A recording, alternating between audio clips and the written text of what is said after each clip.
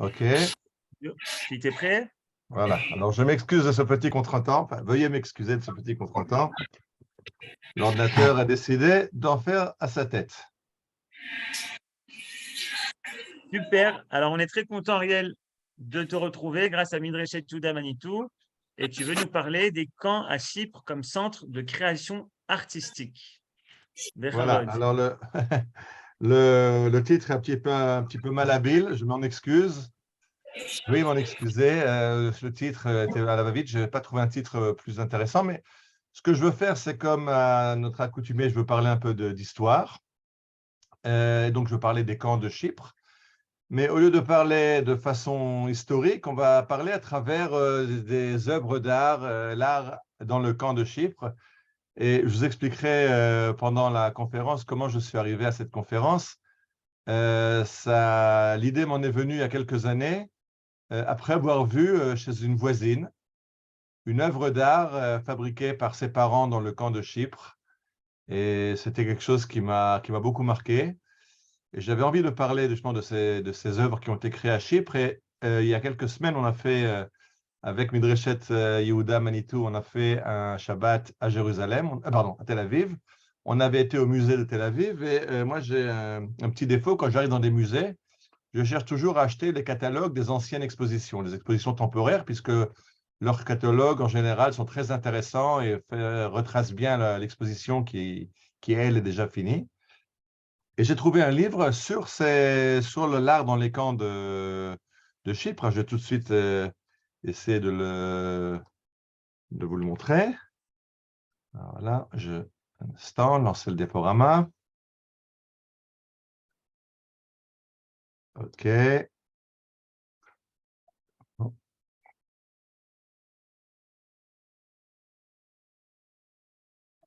Et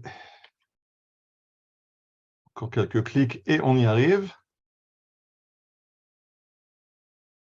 Voilà. Je pense que ça va s'afficher devant vous. C'est bon, voilà. Donc, ce que vous voyez dans cette introduction sur l'art dans les camps à Chypre, vous voyez à gauche et à droite les couvertures de ce compte-rendu de l'exposition qu'il y avait au musée à Tel Aviv. Et c'est donc de ça que nous voulons parler. Alors, je vous invite à vous joindre à moi.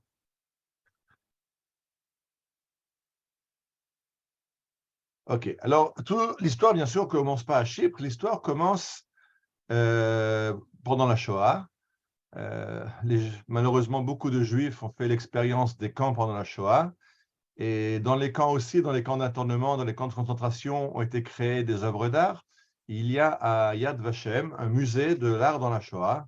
Alors, il faut aussi définir ce que c'est l'art dans la Shoah. Est-ce que c'est de l'art d'artistes qui ont été pris dans la Shoah? Est-ce que c'est de l'art qui raconte la Shoah? C'est aussi une discussion. Là, vous voyez par exemple une image qui nous montre les barbelés et derrière les sinistres baraques du camp de Gurs dans le sud de la France, avec un papillon, le papillon qui lui est libre comme l'air, mais les gens sont dans les baraques derrière et on voit les Pyrénées enneigées en arrière-plan. Donc aussi à Gurs, on fait de l'art et ces Juifs qui ont fui l'Allemagne, qui ont fui l'Europe de l'Est, qui arrivent en France, arrivent comme réfugiés, sont internés par les Français. Après, ils seront déportés à l'intérieur d'autres camps. Et donc, notre histoire commence de façon assez sombre et elle arrive à la libération. À la libération, vous voyez à droite la libération d'un camp de déportation.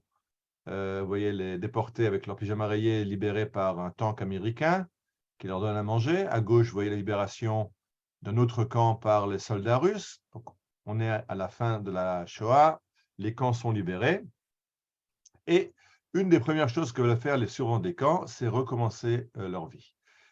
Et comme ils ont perdu leur famille, comme ils n'ont plus personne, leur village est détruit, les communautés sont détruites, une des premières priorités des jeunes ou même des moins jeunes qui se retrouvent tout seuls, même des gens qui avaient été mariés mais qui ont perdu leur conjoint et leur famille dans la Shoah, veulent se marier. Il y a énormément de mariages. Donc, vous voyez ici une photo d'un mariage de groupe dans un camp libéré par les Alliés. Et à gauche, vous voyez une choupa, donc une choupa pour les mariages qui était envoyée par le Joint et qui sert à ces mariages de groupe dans les camps, à droite, vous voyez 9 mariages simultanés à Athènes, en Grèce, donc de survivants de la Shoah. Et bien sûr, bientôt après, les camps vont se remplir les camps de ce qu'on appelle à l'époque les personnes déplacées, les DP, donc ces gens qui ne veulent plus rentrer chez eux, mais qui n'ont pas où aller parce que Israël, le pays d'Israël, géré par les Anglais, leur est fermé. Ils sont encore dans les camps et vous voyez tous ces enfants qui naissent. Et je voudrais vous faire écouter un témoignage que vous pouvez entendre à Yad Vashem dans une des dernières salles du musée, mais il est absolument impressionnant. Et ça va vous mettre dans l'ambiance pour comprendre qui sont ces gens qui ont vécu la Shoah et qui arrivent dans les camps de personnes déplacées. שקלתי 28 קילו, ואחותי שקלה 29. אבל ככה לאט לאט אנחנו הבראנו, ואני ששקלתי 38 קילו, הלכתי לבית חולים על זה, ועבדתי בבית חולים 8-10 שעות, קשה עבדתי, וחזרתי לעצמי ככה. אז בלילה אחת הייתי בתורנות לילה, ושמעתי שחולה אחד נורא צורח. אני רואה את החולה הזה עם שתי עיניים כחולות ובלורית בלונדינית כזאת, בחור כזה יפה.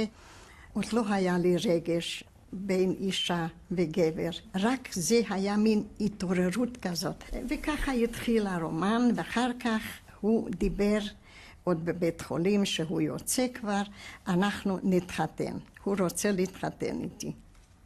בסדר. אז נתנו לנו 2 פתקאות לקבל בגדים, לא לקבל חליפה, ולי, לחתונה. אז צריכה משהו על הראש. אז הולכת לקופת חולים ואני אומרת, אחות תראי, אני מתחתנת, אולי יש לך איזושהי תחבושת גדולה, אפילו 2 חתיכות, 3 חתיכות, אני אתפור אותם, אחבר אותם ויעשה לי. היא אומרת, אני הולכת לחפש, היא הולכת והיא באה, היא אומרת, את יודעת, יש לך מזל, אני מצאתי תחבושת 1 מטר על 1 מטר, זה יהיה לך טוב, יופי. בשעה 6 הייתה החופה שלנו. אני לקחתי שושבינים הונגרים, אברהם לקח שושבינים פולנים. זה היה מסודר, סולידריות. כן, אחר כך. ביום הזה מה שהתחתנו, מה שאנחנו התחתנו. 7 זוגות. 7 זוגות התחתנו באותו היום. אנחנו היינו ראשונים. כבר לא היינו לבד. היה לי בעל, אז לא היינו כבר לבד. Bon, je pense qu'on a entendu, c'est très important d'entendre ce que disait Shoshana à la fin, on n'est plus seul. On veut refonder une famille, on veut recommencer à vivre. La suite de ce petit film, vous pouvez le trouver sur Internet ou aller le voir à Yad Vashem. Il est impressionnant parce que Shoshana va tomber enceinte et elle va vouloir avorter parce qu'elle n'est plus capable d'entendre les enfants, les bébés pleurer la nuit. Finalement, son bébé va vivre et va grandir en Israël. Donc, c'est ces gens qui veulent revenir à la vie. Alors, quand on a été libéré des camps, qu'est-ce qu'on fait? Alors, certains vont rentrer à la maison. Alors, on connaît l'histoire du pogrom de Kielce, de ces Juifs qui rentrent en Pologne et qui sont assassinés par leurs voisins polonais en 1946. Donc, 1 an après la Shoah, les voisins ne veulent bien sûr pas rendre les voisins ne veulent pas rendre les maisons qu'ils ont pris à leurs voisins juifs déportés, ils ne veulent pas rendre les biens. Et quand les Juifs reviennent, ils dérangent et ils sont tout simplement assassinés. Donc, rentrer dans les villages, dans le shtetl, ce n'est pas une solution. Il y a une deuxième solution, de prendre le bateau et d'aller en Amérique, refaire sa vie en Amérique. Beaucoup vont le faire, pas tous, mais d'aller, on voit les enfants là les yeux pleins d'espoir, qui regardent vers un nouveau monde, un monde meilleur, pour aller dans un bateau qui va vers l'Amérique. Mais une petite partie vont décider que leur futur se jouera en Eretz Israël. On ne veut plus rester dans la galoute, on ne veut plus rester chez les Goyim, on veut un pays à nous. Et ils décident de prendre la route d'Eretz Israël. Seulement les Anglais bloquent les côtes. Pour des raisons politiques anglaises et d'antisémitisme, ils ne veulent pas voir ces Juifs arriver en Palestine mandataire, en Eretz Israël. Et il y aura comme ça des dizaines de milliers de Juifs qui vont forcer le blocus anglais à bord de vieux rafiaux rachetés à la casse, avec des équipages moitié marins, moitié pirates, qui vont les emmener sur les côtes. Et vous voyez ici un des bateaux qui arrive à s'échouer sur la plage en Israël et les immigrants clandestins débarquent pour aller s'installer dans leur nouveau pays, Eretz Israël, en espérant qu'ils ne seront pas repérés, arrêtés par les Anglais. Les Anglais, eux, patrouillent les côtes. Ils utilisent pour cela leur armée, leur aviation, leur radar pour détecter ces bateaux, pour les arrêter. Et vous voyez ici un des bateaux. Je n'aime pas cette image, je l'ai pris d'un film de la télé. Le bateau illégal Théodore Herzl dans le port de Haïfa. Je n'aime pas parler de l'aliyah illégale. Pour nous, c'est l'aliyah clandestine. Illégale, qu'est-ce qu'il y a d'illégal dans un juif qui veut rentrer en Eretz Israël, qui veut rentrer à la maison? C'est entièrement légal. C'est peut-être clandestin à la barbe des Anglais, c'est certainement pas illégal. Pour les Anglais, c'est illégal, pas pour nous. En tout cas, regardez quand ce bateau est arrêté par la marine anglaise, vous voyez le soldat anglais, le Tommy, avec sa mitraillette. Qu'est-ce que les gens ont inscrit sur le bateau? Les Allemands ont détruit nos familles, mais ne détruisez pas, vous, nos espoirs. Donc l'espoir, c'est de recommencer une vie meilleure en Eretz Israël, mais les Anglais ont décidé de bloquer ce retour en Eretz Israël.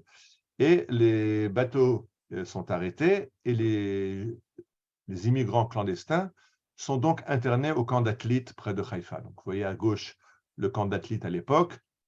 Vous voyez les baraques. En fond de paysage, vous voyez le mont Carmel. Aujourd'hui, il ne reste plus grand-chose du camp. On a réussi à sauver quelques baraques pour en faire un musée qui raconte l'histoire de la Ha'apala, donc cette aliyah clandestine.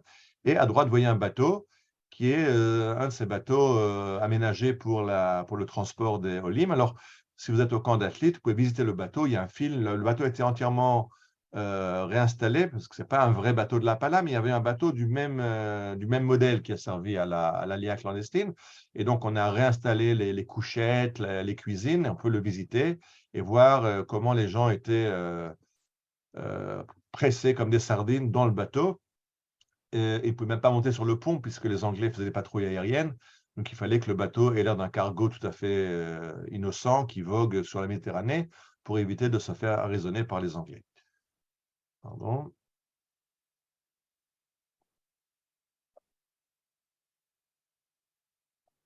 Les Anglais se rendent compte que l'internement à Atlit, c'est un échec. Pourquoi c'est un échec? Parce que les Juifs se rendent compte qu'un jour ou l'autre, il faudra bien que les Anglais les relâchent. Ils ne vont pas les garder à vie dans le camp. Et Atlit, c'est Eretz Israël. Donc, en fait, ils sont arrivés à bon port. Ils sont arrivés en Eretz Israël. Ils ne sont peut-être pas encore libres, mais dans quelques semaines, dans quelques mois, ils seront libérés. Ils auront atteint leur objectif. Effectivement, les Anglais, ce qu'ils font, c'est que comme ils délivrent chaque année 15 000 certificats officiels d'Aliyah, alors en priorité, une partie des certificats d'immigration est prise sur le quota et donnée aux gens d'Atlit pour vider le camp, pour permettre de le remplir avec le prochain bateau qui va être arraisonné. Mais donc, quand les Anglais se rendent compte que ça ne remplit pas son rôle, puisque les immigrants continuent à arriver, ils décident, OK, si c'est comme ça, on déporte les Juifs on les interne pas à Atlit en Eretz Israël, mais à Chypre. Comme ça, ils comprendront qu'ils ne viennent pas, qu'ils n'arriveront pas à leur destination, qu'ils n'arrivent pas en Eretz Israël. Et voilà un camp de Chypre. Il y a d'ailleurs des Juifs qui ont été internés à Chypre déjà pendant la Shoah. Pendant la Shoah, il y a plusieurs bateaux qui quittent l'Europe et qui ont été arrêtés par les Anglais. Ils ne leur permettront pas de s'installer en Eretz Israël. Le Struma a coulé en mer Noire avec plus de 720 personnes à bord. Le Salvador a coulé en mer Noire. Il y a eu des catastrophes parce que les Anglais ne permettent pas à ces bateaux d'arriver. Ceux qui arrivent, le Patria, sont déportés. Le Patria, c'est après, je m'excuse. Mais il y a des bateaux qui sont renvoyés et il y a déjà des Juifs internés à Chypre pendant la Shoah. En tout cas, voilà le camp de Chypre comme il est, qui commence à partir de 1946 à recevoir des contingents d'immigrants que les Anglais ont arrêtés en mer ou sur les côtes d'Israël et ils les déportent à Chypre. C'est de ça que les baraques ont l'air.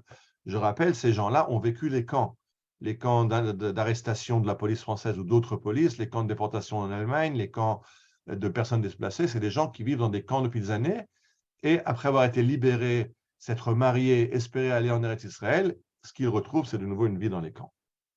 Alors, la Haganah décide, le Yishuv, les Juifs d'Israël décident, si c'est comme ça, on ne va pas arrêter, on ne va pas perdre courage. Au contraire, on va submerger les Anglais, les camps de Chypre, jusqu'à que les Anglais disent, bon, on peut plus, on n'arrive plus à gérer tout ça. Ça me rappelle un peu une blague. Bon, c'est peut-être pas la conférence pour une blague, mais c'est la blague, c'est la Russie déclare la guerre à la Chine. C'est une histoire des années 50, 60. La Russie déclare la guerre à la Chine. Et le premier jour, les Russes font 100 000 prisonniers chinois.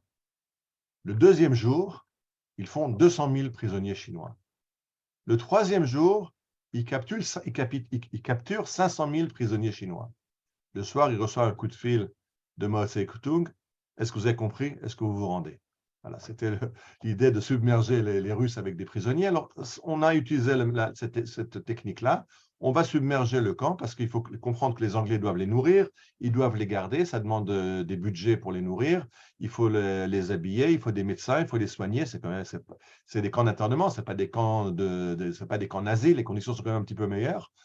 Et donc, ça coûte énormément d'argent. Je rappelle que l'Angleterre est exsangue, c'est après la guerre, elle se relève de la guerre, elle a perdu beaucoup de sa jeunesse, elle a beaucoup de destruction, et ils n'ont ni les budgets, ni la main-d'œuvre pour s'occuper de ça. Et le but, c'est de leur faire comprendre qu'ils ne sont pas à même d'arrêter comme ça des millions de Juifs. Vous voyez à droite un des bateaux les plus connus, l'Exodus, et à gauche, un petit film qui montre l'arrivée de Juifs qui déportaient à Chypre. Alors, on va voir des gens, c'est un petit film d'archives avec des gens dans le camp à Chypre, et l'arrivée de gens qui ont été arrêtés par les... On a compris. Et donc, ce qui va se passer, comme l'agence juive a décidé d'inonder les camps de réfugiés pour que les Anglais demandent grâce, vous voyez que les blocs ne suffisent plus. Vous vous rappelez les blocs qu'on a vus tout à l'heure dans la photo d'avant, vous en voyez un devant vous, là, ces espèces de baraques en demi-cylindre, mais vous voyez que derrière, il y a tout un camp de tentes, puisqu'il n'y a plus assez, les immigrants ne cessent d'arriver, et donc les Anglais agrandissent les camps avec des camps de tentes, et c'est sous la toile que ces gens vont passer les prochains mois, les prochaines années. Personne ne sait qu'en 1948, il y aura l'État d'Israël. Donc on est, à partir de 1946, on est 2 ans et demi avant la création de la proclamation de l'État d'Israël, mais personne ne sait encore quand il y aura cet état. Et ce qui va se passer, regardez le mauvais état des tentes. Pourquoi les tentes sont tellement délabrées? Parce que quand ces gens arrivent, ils n'ont rien. Ils ont une petite valise de choses qu'ils ont sauvées de la Shoah ou qu'ils ont reçues du Joint ou d'autres organisations d'aide aux réfugiés. Et quand ils veulent s'habiller, une maman a besoin de tissu pour faire des pantalons à son fils ou une robe à sa fille. Mais le plus simple, c'est de découper dans la toile de la tente un morceau de tissu pour faire un habit, exactement comme on dit tout à l'heure, Shoshana Roshkovsky, qui prend un pansement à l'infirmerie pour se faire un voile de mariée. Alors, on peut prendre des pansements de l'infirmerie, on peut prendre toutes sortes de choses, et dans les camps à Chypre, on prend tout simplement la toile des tentes pour faire des habits. Malheureusement, pour ceux qui vont venir après, les tentes qu'ils auront sont de plus en plus délabrées, puisqu'une grande partie de la toile a déjà été découpée. Et le gros problème dans les camps de Chypre, c'est le problème de l'eau. Alors là, vous voyez les bidons d'eau. Il y a un grand problème de distribution d'eau. Les Anglais n'arrivent pas à suivre le rythme. La demande en eau est énorme. Et le mot le plus entendu dans les camps, c'est de l'eau, dans toutes les langues, que ce soit Wasser en yiddish ou en hongrois ou en d'autres langues utilisées dans les camps. Mais les gens cherchent de l'eau. En parallèle, la vie s'organise. Il y a des émissaires d'Eretz Israël qui arrivent pour organiser un petit peu ces camps. On leur fait de l'éducation physique pour les garder en bonne santé et pour les préparer à servir dans la Haganah une fois qu'ils arriveront en Eretz Israël. Il y a une police qui est créée dans le camp pour maintenir l'ordre dans le camp. Vous voyez la Mishtara avec même un semblant d'uniforme de la police interne des camps de Chypre. Et les mouvements de jeunesse pour les jeunes. Alors, vous voyez là le Bnei Akiva qui défile. Vous voyez la Shomer Hatzaïr qui fête la fête de Shavuot, comme on l'a fait dans les kibbutzim, en faisant des représentations théâtrales et en amenant différentes plantes, etc. Donc la vie s'organise dans les camps en espérant bientôt aller en Eretz Israël. Et ça, c'était donc l'introduction. Maintenant, je veux parler de la créativité dans les camps. Les gens internés ont en fait raconté leur vie, leurs déboires, leurs espoirs à travers de l'art. Il y a aussi des artistes qui sont venus d'Israël pour faire des ateliers de dessin, des ateliers de sculpture, en comprenant que ces gens ont besoin d'une remise en forme psychologique après tout ce qu'ils ont vécu dans la Shoah et d'être encore dans des camps. Il faut un soutien psychologique et l'art peut remplir son rôle. Et donc, il y a des artistes israéliens qui vont venir enseigner l'art et plusieurs artistes qui vont se découvrir dans les camps. Certains étaient déjà artistes avant la Shoah, certains ont développé leurs dons dans les camps de Chypre, vont devenir après des artistes très en vue en Israël des années 50 et 60. Alors, ce que vous voyez dans cette page-là, vous voyez un livre qui raconte l'histoire. Alors, vous voyez à droite, Beguerouche, Kafrissine, chassé, déporté à Chypre. Vous voyez, je ne sais plus comment ça s'appelle, de gratter le papier noir là, pour faire ces dessins. Donc, on voit le camp avec les barbelés, avec les gens qui y rentrent.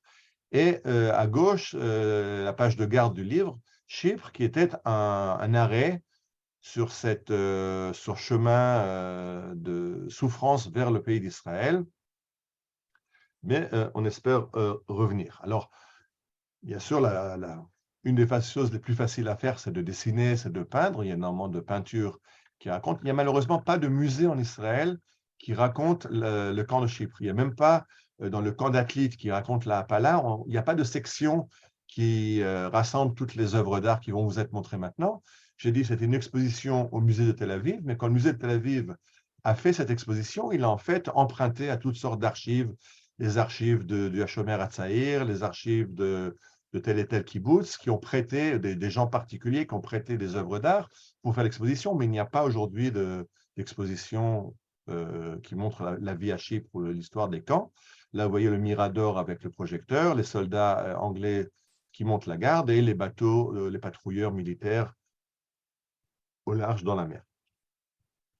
Alors, on a aussi, bien sûr, la vie dans les camps. Donc, la vie dans les camps, c'est le grand-père et la grand-mère qui est en train de tricoter et de préparer les habits. À droite, on a des enfants qui jouent à l'ombre des baraques et qui plantent. Là, ils sont en train de se planter un petit potager pour avoir quelques légumes en plus. Comme vous voyez, il n'y a pas beaucoup de légumes dans l'image. Je rappelle que le gros problème des camps, c'est l'eau. Il manque d'eau. Ils souffrent énormément du manque d'eau. Donc, ce n'est pas l'endroit idéal pour faire des jardins. On essaye de faire quelques plantes et pour l'agrément et pour avoir quelque chose à manger, des légumes frais.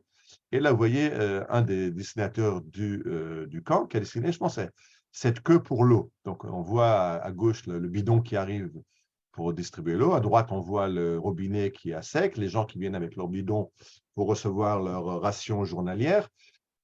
Et ça nous permet deux choses. D'abord, de voir l'ambiance avec le mirador derrière qui surveille, la déprime puisqu'il n'y a plus de robinet, et surtout la diversité des gens. On voit des gens des juifs de toutes sortes, des religieux, des pas religieux. Vous voyez le juif religieux avec sa grande barbe, la femme avec un kissouille roche et les autres. Il y a de tout dans le camp et il y a aussi beaucoup de langues qui sont parlées de tous les pays d'Europe de l'Est. Et il y a eu quelques internés d'Afrique du Nord, la plupart étaient d'Europe de l'Est. Alors, j'ai dit que dans le camp, s'est organisée une vie sociale, donc il y a aussi des soirées musicales, des soirées théâtrales avec les troupes créées par les gens dans les camps, ou alors des artistes venus d'Eretz Israël pour égayer un peu la vie des internés.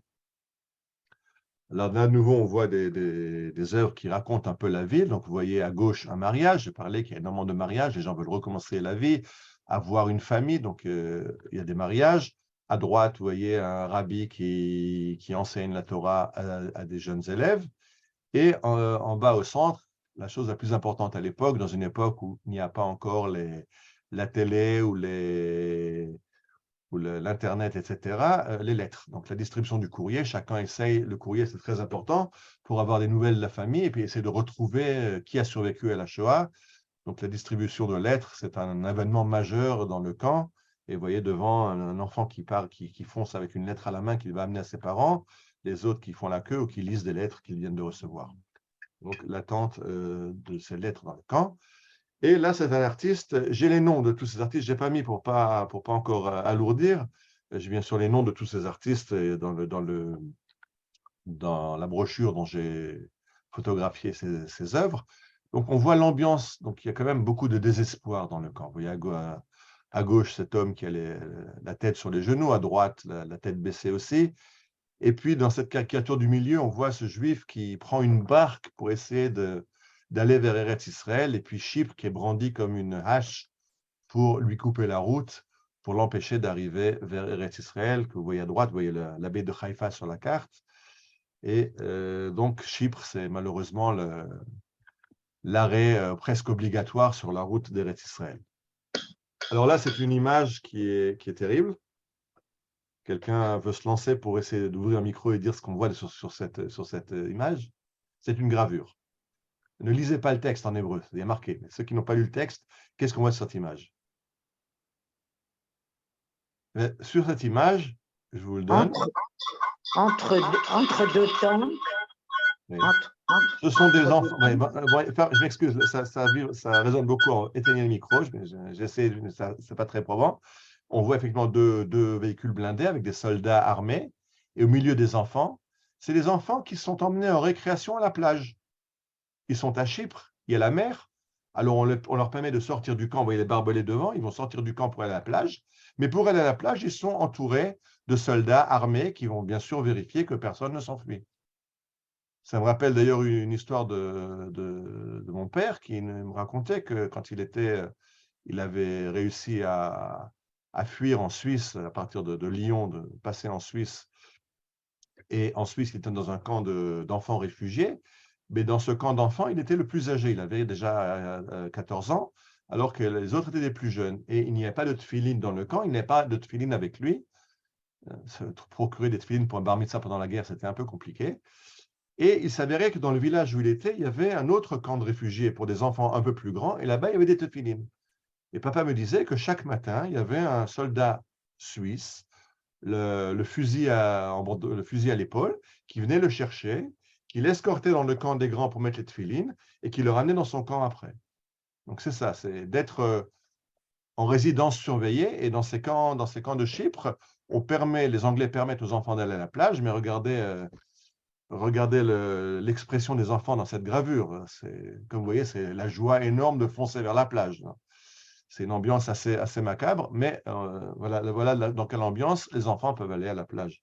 Donc ça, c'est raconté dans ces œuvres des gens qui ont vécu là-bas. Je pense que c'est plus parlant qu'un livre d'histoire.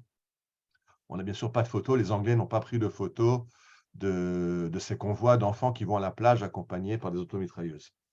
Mais des internés dans le camp ont raconté l'histoire. Alors bien sûr, il y a des journaux qui sont publiés avec les moyens du bord. À très peu d'exemplaires, ça circule dans différentes langues, beaucoup en hébreu. On veut enseigner l'hébreu à ces gens pour les préparer à la vie en Eretz Israël, mais il y a aussi, bon, vous ne le voyez pas, c'est trop petit au milieu, c'est un journal qui paraît en hongrois. Donc le nom est en hébreu, le Shichur, on espère la libération, mais les textes sont en hongrois pour ceux qui ne parlent pas l'hébreu, donc il y a des journaux de toutes sortes de langues qui sont édités pour les gens qui sont dans le camp. Et bien sûr, quelque chose qui est très important, qu'on retrouve en beaucoup d'endroits, c'est une Haggadah de Pessah. Donc, le Pessah, surtout, c'est la fête la plus importante, c'est la fête de la libération du peuple d'Israël, c'est la fête qui crée le peuple d'Israël comme peuple libéré de l'esclavage. Donc, s'il y a une fête à fêter à Chypre, c'est bien sûr le Pessah. Et donc, vous voyez une Haggadah de Pessah qui a été rédigée, Hotsaat, Kibbutze HaShomer Hatzair, Begerush Kafrisin. Donc, c'était les membres du Hashomer Hatzair déportés à Chypre. Pessah Tafshinchet, Pessah 1948, c'est donc vraiment quelques semaines avant la proclamation de l'État d'Israël. Là, on sait déjà qu'on va vers un État, donc ils espèrent une libération très proche. Et je pense que ce Pessah a dû être fêté en grande joie, je ne sais pas, mais ils savent que bientôt on aura un État et apparemment ils pourront quitter les camps et arriver en Eretz Israël. Alors bien sûr, on a composé des chants. Vous voyez à droite, il y a même un recueil de chansons, Shiron Kafrisin, les chants de Chypre. À gauche, vous voyez un chant qui a été rédigé par quelqu'un qui s'appelle Yitzhak Faner. Et bien sûr, deux versions, en yiddish et en hébreu. Tout le monde ne parle pas hébreu encore dans le camp. Yiddish est plus parlé, alors deux versions du chant. Et je vous ai mis une petite chanson qui a été écrite en Israël par Nathan Alterman, qui est un publiciste israélien qui va visiter les Juifs dans les camps de Chypre et qui va écrire une chanson qui a été mise, il va écrire des paroles qui ont été mises en musique et qu'il appelle Kumzitz à Kafrissin, donc chanson à Chypre. אז נסעו השלושה ראשיהם זה מול זה וקרצו זה אל זה מבלי נוע והצחוק התפרץ מחזה לחקור ובלי דעת מדוע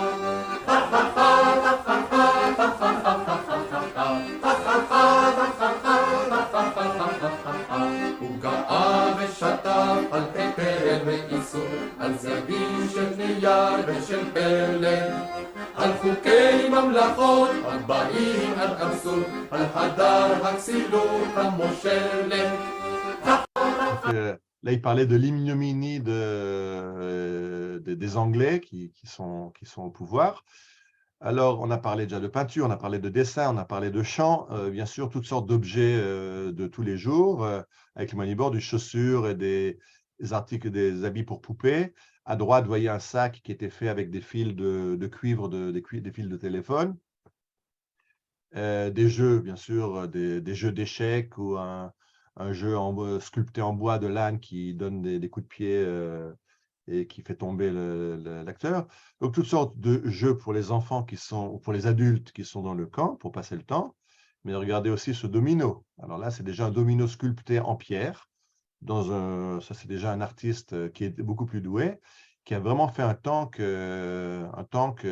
gravé dans la pierre, dans laquelle il a mis les dominos. Donc, c'est l'ambiance dans laquelle ces gens vivent. Ils ne sont pas sortis de l'ambiance de la guerre mondiale, de la Shoah. Et même le jeu innocent des dominos, sa boîte, c'est un tank. Là, vous voyez un encrier. On se rappelait, à l'époque, on avait des plumes et des encriers. Ceux qui ont encore l'âge d'avoir eu des plumes et des encriers. Et là, il y a un encrier, vous voyez l'endroit où mettre l'encre. Et c'était l'artiste qui l'a gravé, l'a fait avec un bateau qui parcourt la route. Vous voyez à gauche, en bas à gauche du bateau, vous voyez la carte de Chypre, en haut à droite, Israël. Donc, ça rappelle ce qu'on a l'espoir, c'est que très bientôt, un bateau va nous emmener de Chypre en Eretz Israël. Malheureusement, ce qu'eux ont vécu, c'est le contraire. Le bateau qui les a amenés en Israël et qui a fait après marche arrière vers Chypre, mais on espère bientôt arriver en Eretz Israël. Donc, on voit aussi l'art sert aussi à exprimer l'espoir. Ça, c'est de nouveau un encrier avec à droite des braquements et des miradors qui rappellent les bâtiments du Chypre. Il y a marqué d'ailleurs, ce qui arrive à dire, il y a marqué ici Kafrisin Tachar, Tafshin Zain, donc Chypre 1947. Là, c'est des bougeoirs de Shabbat. De nouveau, l'artiste, ici on a son nom Nachman Likrovsky, qui, si vous regardez ce candélabre, ces bougies de Shabbat, vous voyez que c'est une lettre tzaddik. Et à l'intérieur, il y a un Yud, un Vav et un Nun. Donc, ça fait le mot Tzion, puisqu'on rêve d'arriver à Tzion. Et sur le verso, il y a gravé Kafrisin Tachar. Donc, Tachar. Chypre 1948, enfin, hiver 1947. Donc, on raconte, on est juif, on veut donc faire de judaïka des porte-bougies pour Shabbat, mais on raconte bien ce qu'on raconte, qu'on est prisonnier à Chypre en 1948 et on espère arriver à Tzion. Alors, si vous regardez devant, sont gravées aussi des scènes de la vie à Chypre. Et là, c'est une autre, de nouveau, des bougies pour Shabbat, mais ce que vous voyez, ceux qui connaissent au centre, les tables de la loi avec le Bet Ain, c'est le symbole du Bnei Akiva, donc le mouvement de jeunesse, qui est présent, tous les mouvements de jeunesse et les mouvements politiques sont présents dans les camps. Chacun essaye de préparer des candidats pour quand on viendra en Israël qu'ils rejoignent ces mouvements-là. Et vous voyez qu'à la base de ces porte-bougies, il y a marqué Kafrisin, donc Chypre, et puis de nouveau les fameuses baraques qu'on a vues tout à l'heure sur les photos, les baraques en demi-cylindre. Là, c'est déjà une Hanoukia pour Hanouka. De nouveau, vous voyez qu'inscrit au centre Kafrisin, Chypre, on n'est jamais très loin, mais vous voyez que les bougies sont posées dans des blocs qui rappellent les baraques dans lesquelles ils habitent. Donc, de nouveau, on fait de l'art juif, mais qui raconte très bien où ces gens se trouvent dans le camp de Chypre. Et là, on arrive maintenant à ce qui, pour moi, ce qui était le choc et qui m'a donné cette idée déjà il y a longtemps de faire cette conférence. Qu'est-ce que vous voyez devant vous? Vous voyez des matzevot. Alors, des matzevot. Est-ce qu'il y a beaucoup de Juifs qui sont morts à Chypre? Et il y a bien sûr des Juifs qui sont morts à Chypre. Mais juste que vous compreniez, ces matzevot que vous voyez, ces pierres tombales, sont des miniatures. Ce sont des tombes qui sont grandes comme un verre à café, où il y a toutes sortes de tailles, mais c'est très petit. C'est en fait des tombes portatives pour des membres de la famille qui n'ont pas eu de sépulture pendant la Shoah. Donc, ces gens qui sont internés à Chypre, mais qui n'ont pas d'endroit de tombe à aller visiter pour dire Kaddish de leurs parents, de leurs frères, de leurs conjoints, etc., de leurs enfants, on fait des tombes portatives qui les accompagnent. Et c'est ça que j'ai vu chez une voisine qui a comme ça des tombes à la maison. C'est sur le buffet. Certains sur le buffet mettent des chandeliers en argent ou des gobelets qui douchent ou des porcelaines japonaises. Et elle, sur son buffet, elle a des tombes portatives des grands-parents. Les parents internés à Chypre, la mère internée à Chypre, a gravé, a fait des tombes portatives avec les noms des grands-parents. Vous voyez, et donc il y a les noms, c'est vraiment comme une matseva pour des gens qui n'ont pas eu de matseva en Europe, là où ils ont été massacrés. Et ces gens à Chypre, et là on en a énormément. Alors j'en ai mis plusieurs dans cette diaporama. C'est de là qu'est venue cette idée de voir que peut être l'art. J'ai expliqué que les artistes sont venus d'Israël pour donner un suivi psychologique et avec l'art essayer d'exprimer, de guérir les gens. Alors, une des choses que les gens veulent exprimer, c'est leur douleur, leur deuil, et ils l'expriment en faisant des tombes portatives qu'ils vont emmener avec eux. Vous voyez toutes sortes de modèles. Donc, vous voyez à gauche Yizkor et le Hachem, et Nishmat Avi Akiva ben Moshe Yosef, Shochet ou Bodek Hendler, Sheniftar Beyom Bishat Tafshin Gimel Dombrovna. Donc, c'est quelqu'un qui apparemment n'a pas été assassiné, mais qui est mort pendant la Shoah. Il n'y a pas marqué Hachem comme Damo, marqué Niftar. Alors, je prends en général Neherag. Et vous voyez la date, c'était fait à Chypre en 1946. Et à gauche, vous voyez de nouveau pour leur Yizkor Hachem, et Imi Rivka Tzviav, Achi Chaim, Meir Chaim Yitzhak Yehuda, Vachoti Léa, donc il y a tous la mère, les frères et sœurs. Et là, il y a marqué Shenir Tsecho, et des Germanim, Imar Shemam, Vishnat Tavshin Gimel, qui ont été assassinés par les Allemands en 1943. À droite, de nouveau, une tombe du même type. Pour un couple, c'est les parents, Ora et Ikari, mes chers parents, Shenisrefu al Kedushat Hashem, qui ont été brûlés pour sanctifier le nom de Dieu, Hashem Yikom Damam. Donc, de nouveau, des tombes comme on trouve dans le cimetière en Europe de l'Est, mais gravées dans la pierre ou dans le plâtre ou dans les moyens du bord, pour être des tombes portatives que les gens emmènent avec eux. Et voilà, j'ai encore mis deux exemples et on va passer à un autre sujet. Donc, c'est toujours le nom de personnes qui ont disparu dans la Shoah ou en tout cas en Europe, mais on rappelle toujours sur la tombe à Chypre et l'année où cette œuvre a été créée. Alors, il y a aussi leur histoire et l'espoir. Donc, à gauche, magnifique modèle réduit d'un bateau de la Hapala, donc un des bateaux clandestins. Il n'y a pas que des bateaux à vapeur ou des bateaux à moteur. Tout ce qu'on a pu acheter comme rafio qui était capable de ne pas sombrer. Certains ont sombré, certains sont tombés en panne en mer. Et il y a un bateau qui a été coincé sur une île dans la mer Ionique pendant plusieurs mois. Donc ça, c'est un voilier qui a ramené des immigrants en Eretz Israël. À droite, quelqu'un qui a fait une tapisserie avec les signes du zodiaque. Mais pour ceux qui connaissent, c'est une réplique de la synagogue de Beth Alpha, au kibbutz de Beth Alpha. On a retrouvé une synagogue ancienne et c'est dans la mosaïque de la synagogue qu'il y a ces 12 mois du zodiaque avec les 4 saisons autour et le soleil sur son char au centre. Donc, c'est une réplique d'une synagogue ancienne en Israël. On comprend très bien ce qui est exprimé de vouloir rejoindre Israël. Et à gauche, de nouveau, on a une peinture de Peretz Weinreich. On en a déjà vu des peintures à lui tout à l'heure. Et ici, regardez, c'est ce qu'il a écrit, Trelet Lavan, Trelet et Lavan, le bleu et le blanc, le bleu de la mer et le blanc du linge, mais en fait, Trelet et Lavan, c'est bien sûr les couleurs du drapeau, le drapeau d'Israël. Alors, Trelet et Lavan, ou Benehem Shachor, mais entre les deux, le noir. Ce qui sépare ce Trelet et Lavan, ce sont les barbelés de Chypre, qui ne permettent pas de rejoindre Eretz Israël. À droite, tissé dans la toile de jute d'un sac de riz, vous voyez une carte de Chypre avec le mirador qui éclaire la carte. Les rayons du mirador sont l'endroit où sont situés les camps. Là, on a un artiste qui dessine et qui a de l'humour, donc il y a aussi des caricatures humoristiques. Alors, vous voyez dans la photo en haut à gauche, vous voyez une tente en mauvais état. Alors, le titre, c'est Architecture moderne, à Chypre, 1948. En dessous, vous avez Matovu Alecha, c'est un verset dans la Torah, quand Bilham bénit le peuple d'Israël, disant « Quelles sont belles tes tentes, Jacob », c'est ce qui est dans tous les livres de prière, comme à dire quand on rentre à la synagogue le matin à la choule pour prier. Matovu Alecha Jacob, Mishkot Israël. On voit les Ohalim de Jacob, les tentes de Jacob, qui sont ces tentes entièrement délabrées dans le camp de Chypre. Et alors à droite, là, c'est déjà l'humour noir. On voit les fameuses baraques en demi-cylindre du camp. Et la légende dit Meshane Makom, Meshane Mazal. Quand on change d'endroit, on change de Mazal. C'est-à-dire qu'on améliore sa situation. En tout cas, on change de situation. Et là, ce qu'il est en train de raconter, c'est qu'on était en Europe, on était dans un camp, on va en Eretz Israël, on se retrouve dans un camp, on change d'endroit, mais rien n'a changé. On est toujours encore dans des camps en 1948.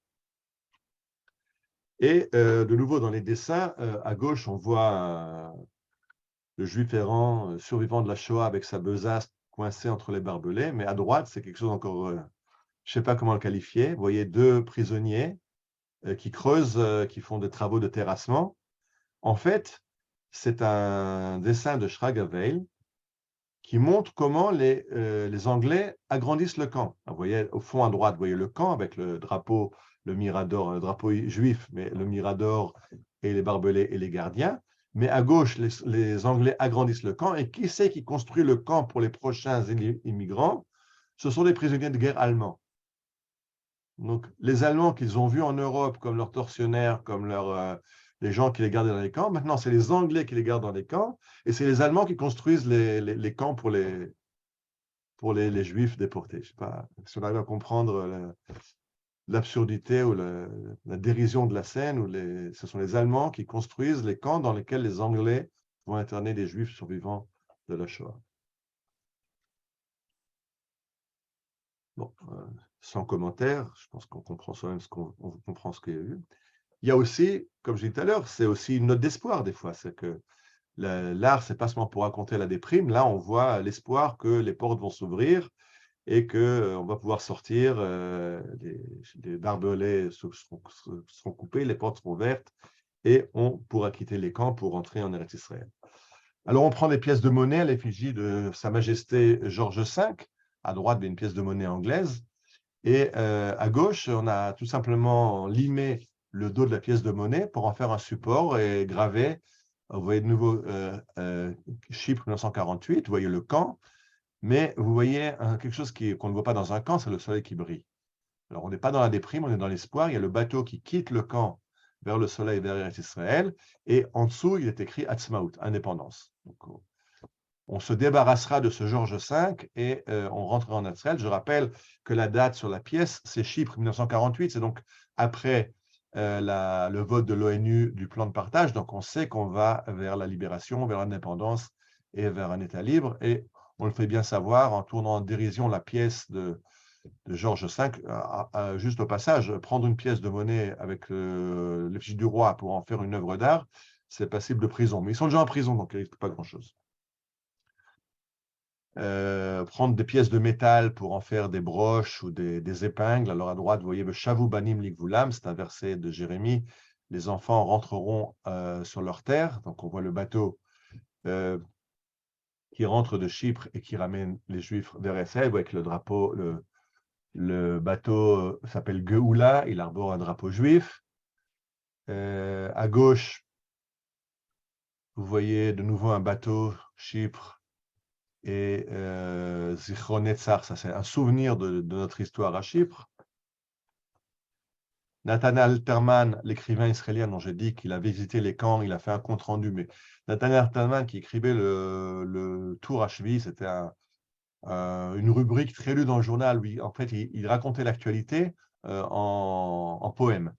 Et c'était, quand on veut comprendre ou se rappeler l'histoire d'Israël dans les années 40, à la fin des années 40, le début de l'État d'Israël, le Tour à Cheville, la 7e colonne, donc cette colonne d'Anderdan, c'est vraiment une histoire, un livre d'histoire d'Israël. Il a écrit un poème qui s'appelle Ir HaGerush, et qui raconte, ça commence avec Kafrissine, Xera ou Miftan, Chypre, île de déportation. Il raconte la vie dans les camps à Chypre. Donc, lui a été le porte-parole pour porter aux Juifs d'Israël les conditions dans lesquelles vivent ces Juifs à Chypre. C'est très important parce que du coup, ça va mobiliser les Juifs d'Eretz Israël, d'envoyer des lettres, d'envoyer des colis avec de la nourriture, d'envoyer des jeux pour les enfants, d'envoyer des éducateurs pour former les jeunes, des profs pour apprendre l'hébreu, etc.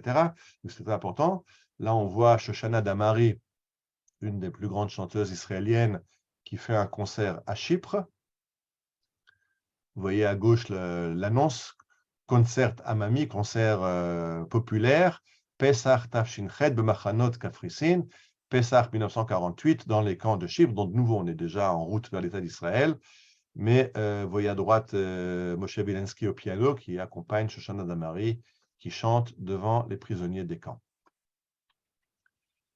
Là, de nouveau, une gravure qui nous montre une représentation théâtrale ou de la musique, je n'arrive pas à voir. En tout cas, une soirée, c'est la nuit, on voit les miradors avec leurs projecteurs, donc une soirée dans les camps à Chypre. Et on arrive à la fin de cette conférence, et donc l'État d'Israël a été proclamé.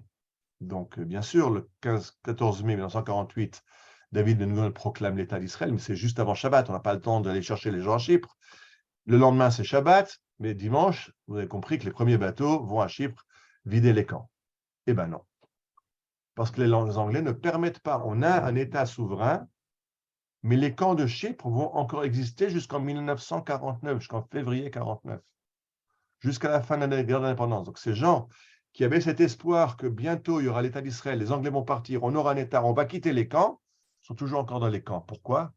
Parce que les Anglais, dans leur grande neutralité, ne veulent pas libérer des gens qui seraient susceptibles d'aller renforcer le potentiel militaire de l'armée israélienne. Des jeunes peuvent s'engager dans l'armée. Ah non, on ne va pas fausser l'équilibre des forces en envoyant des soldats en renfort à l'armée d'Israël. Et donc, les Anglais ne permettent pas de quitter les camps. Et malgré qu'il est à Israël, les camps de Chypre sont toujours encore fermés. Et vous voyez ici une demande à Metaver, ça c'est dans Maharib, le journal de Maharib du 5 août 1948, donc déjà juin, juillet, août, on est 3 mois après 2 mois et demi après la proclamation de l'État d'Israël. Et Bernadotte, qui est donc l'envoyé, l'émissaire de l'ONU, qui essaye de négocier une trêve, une paix entre les Juifs et les Arabes. Vous voyez le titre, Hametaver Doresh leharzir laaretz lefachot mea elef plitim. Bernadotte demande aux Anglais de libérer au moins 100 000 rescapés de la Shoah qui sont encore dans les camps à Chypre et en Europe, dans des camps de personnes déplacées. Donc, vous comprenez le nombre de personnes qui sont encore dans des camps en août 1948. Si le médiateur de l'ONU demande comme preuve de bonne volonté, il demande aux Anglais de libérer 100 000. Pas tous, commencez par une partie. Donc, il y a encore plus de 100 000 personnes qui sont internées. On est déjà 2 mois et demi après l'État d'Israël. Alors, j'ai expliqué que les Anglais ne veulent pas libérer parce qu'ils ont peur que ces gens rejoignent l'armée. Alors, il y en a qui ont toujours la bonne solution. Hitakva, regardez Davar, le journal des kibbutzim de la gauche socialiste, Davar du 7 décembre 48, là, donc déjà plusieurs mois après la proclamation de l'État d'Israël. Hitakva aliat 300 bachurei yeshiva mikafrisin. La Goudat Israël a dit OK, alors nous on veut au moins les bachurei yeshiva, on les veut dans les yeshivot qu'ils étudient la Torah. Ils ne vont pas prendre les armes, ils vont étudier la Torah pour renforcer l'État d'Israël. Et alors, donc, on veut qu'eux soient libérés parce qu'on s'engage qu'ils ne vont pas aller servir dans l'armée. Ils vont étudier la Torah. Mais les Anglais demandent à un rabbin qui vient vérifier que c'est effectivement uniquement des Bachurei Yeshiva qui seront libérés. Tant qu'ils ne sont pas sûrs qu'il y a peut-être d'autres qui se joignent parmi eux, il ne faut pas les libérer. Et donc, les camps restent encore bloqués. Et vous voyez ici, dans la rade de Haïfa, dans le port de Haïfa, le dernier bateau qui arrive avec des réfugiés, avec des déportés qui rentrent de Chypre. Et regardez la date, ce bateau accoste à Haïfa en février 1949. La photo de Beno Rothenberg. Donc jusqu'en février 1942, ces gens sont encore dans ces camps terribles qu'on a appris un petit peu à connaître à travers ces œuvres d'art. Et là, une dernière œuvre d'art qui est une clé avec le barbelé. Donc la clé, c'est la clé du camp, c'est la clé de la liberté, avec un petit rappel de ce qui s'est passé dans ces camps. Et les rescapés, les gens, les internés qui ont été libérés, qui arrivent de Chypre en Israël, offre cette clé en symbole à l'État d'Israël, au gouvernement israélien, pour signifier la fin de l'exil dans les camps de l'Europe, dans les camps de Chypre, l'arrivée en Israël. Je finis par quelques notes de musique qu'on a déjà entendues, mais c'est pour finir en musique. אז נסעו השלושה ראשיהם זה מול זה וקרצו זה אל זה מבלי נוע והצחוק מתפרץ מחזה מחקור ובלי דעת מדוע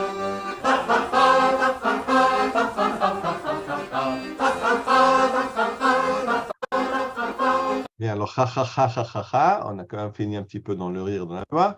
Voilà, c'est une façon un peu différente de raconter l'histoire à travers les œuvres d'art et pas seulement à travers des photos d'archives ou les journaux de l'époque. Comme je compte sur Johan et l'équipe de Midrashet Yehuda pour mettre cette conférence en ligne, si quelqu'un parmi vous a un titre à proposer, parce que le titre n'était vraiment pas bien, si quelqu'un a un beau titre, envoyez-le en chat, on va en prendre compte pour savoir sous quel titre publier la conférence sur le YouTube. Voilà. Alors, Johan peut ouvrir le micro, je peux aussi le faire moi-même si quelqu'un veut réagir, puisque je suis co-host. Voilà, et... Non, il faut... Attendons. Je démute.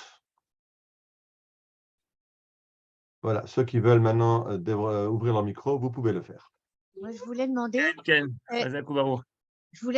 les Chypriotes, Oui. ils étaient où, ils faisaient quoi et comment ils recevaient cette histoire-là qu'il y avait des camps chez eux? Je n'ai pas étudié ça pour savoir. Parmi les Chypriotes, si vous regardez le film Exodus, bon, le film qui est un film romancé, hein, c'est pas une réalité. D'ailleurs, le film Exodus ne parle pas de l'Exodus, il parle d'autres bateaux que l'Exodus. Il parle aussi un peu sur d'autres choses. On voit là-bas des Chypriotes qui aident, qui font passer des colis de nourriture. D'abord, pour eux, c'est aussi une entreprise économique.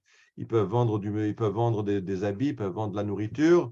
Les Juifs, des fois, peuvent sortir pour s'équiper. Donc, il y a aussi une prospérité économique qui vient à Chypre grâce à ces camps. Les Anglais ont besoin d'acheter de la nourriture, d'acheter du matériel, de louer des travailleurs sur place pour mettre en place système d'eau, le système électrique, etc. Donc, ça amène une certaine prospérité à des gens qui sont partie prenante. Il y a certains qui ont de la pitié aussi pour ces gens et donc qui vont aider même plus qu'on peut espérer par pitié. Je suppose qu'il y a eu d'autres qui étaient beaucoup moins, mais je n'ai pas étudié la question, donc je ne sais pas, je ne peux pas répondre plus que ça. Dans le film de Exodus, on voit des Chypriotes qui aident, qui fournissent des denrées, qui fournissent de l'équipement pour les bateaux, etc. Oui. Pardon, juste encore une chose, je veux dire, il y a encore une chose qui est importante aussi, où il y a des Chypriotes qui ont aidé, parce qu'il faut se rappeler une chose. Quand les bateaux sont arrêtés et que les Anglais déportent les Juifs des bateaux clandestins à Chypre, la Haganah cherche à faire échapper les cadres, donc les accompagnateurs des bateaux, les navigateurs qui ont dirigé le bateau vers les côtes d'Israël. Eux, on en a besoin pour le prochain bateau. Donc, il faut les faire évader de Chypre. Donc, il y a des filières d'évasion. Et là, effectivement, on sait qu'il y avait des Chypriotes qui aidaient dans ces filières d'évasion pour récupérer les gens qu'on voulait emmener en Israël, dont on avait besoin pour le prochain bateau. Oui. Je me demandais le statut de Chypre par rapport aux Anglais. Une partie de l'Empire anglais, c'est une colonie anglaise. Donc, c'était réglé tout était réglé par les Anglais. Ils n'avaient rien à dire. Les Anglais étaient chez eux. Pour eux, c'était plus simple. C'était chez eux. Et les Juifs n'étaient pas chez eux. Donc, il n'y avait pas cette joie des Juifs de dire on est en prison, mais on est arrivé en Eretz Israël. Il n'y a pas eu de haine des Anglais comme il y a eu la haine des nazis, des Israéliens ou des gens qui sont arrivés de Chypre n'avaient pas une haine féroce contre les Anglais qui les empêchaient de vivre. Il n'y a pas eu de réaction comme ça. On n'est pas très fort chez les Juifs pour la haine, mais je dis, moi, quand je guide Yad Vashem, pour ceux qui ont déjà été avec moi à Yad Vashem, c'est toujours mon histoire de Yad Vashem, c'est de raconter qu'on ne peut pas prendre la Shoah aux Allemands, La Shoah, c'est les Allemands. La solution finale, c'est les Allemands. Mais dans tous les pays où il y a la Shoah, il y a une collaboration des pays. C'est la police française qui a arrêté les Juifs en France. Et c'est les Bosniaques ont même levé une légion SS. Et quand je raconte, je dis toujours que pour moi, les pires, c'est les Anglais. Parce que les Anglais, en fermant les frontières d'Eretz Israël, ont pris au piège, en fait, ces millions de Juifs qui n'ont pas pu partir. Parce que les Anglais avaient ouvert les portes pendant la Shoah. Les Juifs auraient essayé de foutre le camp et de s'échapper vers Eretz Israël. Donc, c'est vrai que c'est les Allemands et les pays européens qui ont fait ce qu'ils ont fait, mais si les Anglais avaient ouvert les portes, il y aurait des milliers, centaines de milliers, ce n'est pas des millions de Juifs qui auraient pu s'échapper. Donc, c'est vrai que pour moi, je n'ai pas un très grand amour pour les Anglais. Je rappelle qu'à la guerre d'indépendance, la dernière bataille, j'en ai parlé quand j'avais parlé des débuts de l'armée de l'air, que la dernière bataille aérienne de la guerre d'indépendance, c'est un engagement entre l'armée de l'air de Tzahal et 5 Spitfire anglais qui ont été abattus au-dessus du Sinaï. Donc les Anglais étaient même engagés aux côtés de nos ennemis. En fait, ce qui va changer la donne, ça va être en fait l'opération de Suez, l'affaire de Suez, la campagne de Suez, où Israël va attaquer l'Égypte conjointement avec l'Angleterre et la France. Et là, ça va un petit peu améliorer les relations, puisqu'il faut qu'on travaille ensemble. Mais c'est vrai qu'au début, quand il y a eu la coordination, si vous regardez dans l'histoire, tous les accords de Sèvres et tous les accords secrets entre la France et l'Angleterre et Israël, c'est toujours en France, jamais en Angleterre.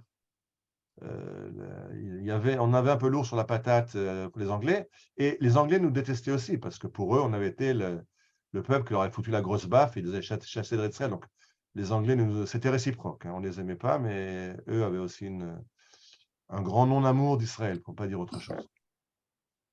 Quelle était l'attitude de Churchill vis-à-vis de la création de l'État d'Israël?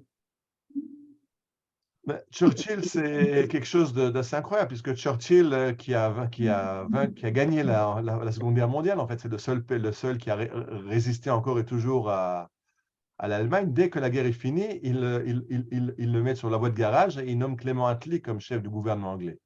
Et Churchill n'était pas un grand admirateur d'Israël, n'était pas un grand ami d'Israël, ça faut le savoir. Mais à cette époque-là, il n'a plus rien à dire, il n'est plus du tout dans les arcanes du pouvoir. Au contraire, Churchill était un conservateur, et c'est le Labour de Clément Attlee qui va bloquer. Au contraire, pour les Juifs, la baffe était double, parce qu'on s'est dit, maintenant c'est en plus un gouvernement travailliste, nous on est socialistes, travaillistes, le kibbutz à l'époque, Mapai et compagnie, c'est sûr qu'avec les Anglais, on va marcher main dans la main, et tout ira bien, les grandes embrassades, et très vite on s'est rendu compte qu'on s'est entièrement trompé, et que le parti travailliste était encore pire que le parti conservateur pour Israël. Mais c'est une autre histoire. Restons un peu sur l'histoire de Chypre elle-même, s'il y a des questions sur ce qui s'est passé à Chypre. Quel était le degré de liberté des prisonniers? Parce qu'on a l'impression que les Anglais voulaient juste empêcher qu'ils s'enfuient, mais qu'à l'intérieur, il y avait des Israéliens qui pouvaient venir. Le Bnei Akiva, c'est quand même de la propagande sioniste. Alors, quel était ce degré de liberté? Ah oui, le but, c'était de les mettre en prison pour les punir. D'ailleurs, j'ai vu un test, je ne sais plus de qui, c'est la première fois qu'on a puni des centaines de milliers de civils. C'est quoi? C'est un État qui emprisonne des civils, ce n'est pas des combattants. Ils ont vraiment un régime de prisonniers de guerre. Mais c'est vrai qu'il n'y a pas de travaux forcés. Il y a une certaine liberté dans les camps. Le but, c'est de les éloigner d'Eretz Israël. À part ça, pour les Anglais, ça les arrange bien que les Juifs gèrent eux-mêmes le camp. Donc, ils laissent faire dans les limites de ce qui se passe dans le camp. Les Anglais laissent faire. Ils préfèrent qu'il y ait le silence social, qu'il n'y ait pas d'agitation. Donc, ils laissent les camps se gérer, ils laissent apprendre l'hébreu, ils encouragent. Non, ça, ce n'est pas un problème. On a une annonce à faire. Juste une chose, juste pour réagir sur ça. Au camp d'Athlite, le régime était pire. Parce que le camp d'Athlite, ceux qui l'ont visité, je vous invite à le visiter avec moi, est séparé en deux camps. Il y a le camp des hommes et le camp des femmes, comme on a vu dans la Shoah. Et j'ai une fois demandé, mais pourquoi ils ont fait cette séparation des familles pourquoi ils n'ont pas laissé les familles vivre ensemble dans le camp? Ils sont Athlètes en prison. Pourquoi faire un camp homme et camp femme? Quelqu'un m'a donné une réponse qui était absolument incroyable. C'était pour éviter les évasions, puisqu'ils sont en Eretz Israël. Un mari ne va pas partir sans sa femme ou sans ses enfants. Même chose pour eux. Et donc, le fait de les séparer, c'était pour empêcher les évasions. À Chypre, ils n'ont pas ce problème. Aucun des internés n'était capable de traverser la Méditerranée à la nage jusqu'en Israël, donc ils ont laissé les gens vivre en famille. Donc il y avait un allègement à Chypre par rapport à Atlit, où ils pouvaient vivre en famille, alors qu'Atlit était séparé entre camp hommes et camp femmes. Oui, Johan, je t'ai coupé la parole. Et il y a une annonce que Brigitte veut faire, il y a beaucoup de monde là, parce que dimanche prochain, ce n'est pas en Zoom que ça se passe, mais ça se passe en vrai. Alors raconte-nous, Brigitte. Ah oui, alors je reprends. Dimanche prochain, donc le 19 février, mais aussi à 19 h, on organise pour de vrai, en présentiel, au centre Riba, 75 boulevard Herzog, une soirée qui est vraiment avec des intervenants très intéressants sur le sujet de la famille, qui est le thème que nous avons choisi pour cette année, la famille israélienne. Alors, vous avez le docteur Yitzhak Hada, qui est économiste, qui est tout à fait remarquable. Hein, si vous ne le connaissez pas, moi, je le connais.